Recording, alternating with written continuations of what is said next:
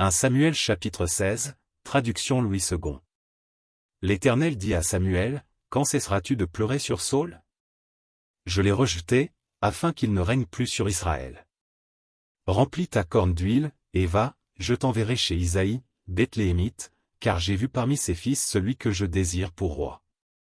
Samuel dit, comment irai-je? Saul l'apprendra, et il me tuera. Et l'Éternel dit, tu emmèneras avec toi une génisse, et tu diras, je viens pour offrir un sacrifice à l'Éternel. Tu inviteras Isaïe au sacrifice, je te ferai connaître ce que tu dois faire, et tu oindras pour moi celui que je te dirai.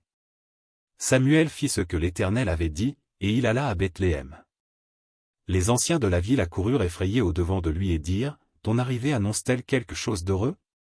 Il répondit, oui, je viens pour offrir un sacrifice à l'Éternel. Sanctifiez-vous, et venez avec moi au sacrifice. Il fit aussi sanctifier Isaïe et ses fils, et il les invita au sacrifice. Lorsqu'ils entrèrent, il se dit, en voyant Eliab, certainement, loin de l'Éternel est ici devant lui. Et l'Éternel dit à Samuel, ne prends point garde à son apparence et à la hauteur de sa taille, car je l'ai rejeté. L'Éternel ne considère pas ce que l'homme considère, l'homme regarde à ce qui frappe les yeux, mais l'Éternel regarde au cœur. Isaïe appela Abinadab, et le fit passer devant Samuel, et Samuel dit, l'Éternel n'a pas non plus choisi celui-ci. Isaïe fit passer Shama, et Samuel dit, l'Éternel n'a pas non plus choisi celui-ci. Isaïe fit passer ses 7 fils devant Samuel, et Samuel dit à Isaïe, l'Éternel n'a choisi aucun d'eux. Puis Samuel dit à Isaïe, sont cela tous tes fils? Et il répondit, il reste encore le plus jeune, mais il fait paître les brebis. Alors Samuel dit à Isaïe, envoie le chercher, car nous ne nous placerons pas avant qu'il ne soit venu ici. Isaïe l'envoya chercher. Or il était blond, avec de beaux yeux et une belle figure. L'Éternel dit à Samuel, lève-toi, oins-le, car c'est lui. Samuel prit la corne d'huile, et l'oignit au milieu de ses frères. L'Esprit de l'Éternel saisit David, à partir de ce jour et dans la suite. Samuel se leva, et s'en alla à Rama.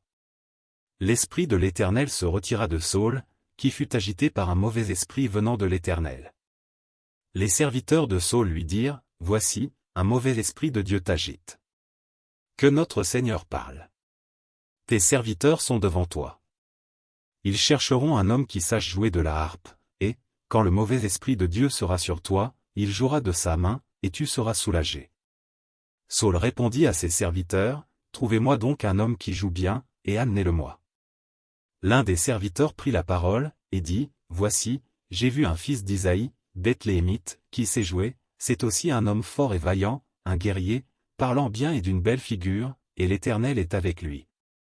Saul envoya des messagers à Isaïe, pour lui dire, envoie-moi David, ton fils, qui est avec les brebis. Isaïe prit un âne, qu'il chargea de pain, d'une outre de vin et d'un chevreau, et il envoya ces choses à Saul par David, son fils. David arriva auprès de Saul, et se présenta devant lui, il plut beaucoup à Saul, et il fut désigné pour porter ses armes. Saul fit dire à Isaïe, je te prie de laisser David à mon service, car il a trouvé grâce à mes yeux. Et lorsque l'Esprit de Dieu était sur Saul, David prenait la harpe et jouait de sa main, Saul respirait alors plus à l'aise et se trouvait soulagé, et le mauvais esprit se retirait de lui.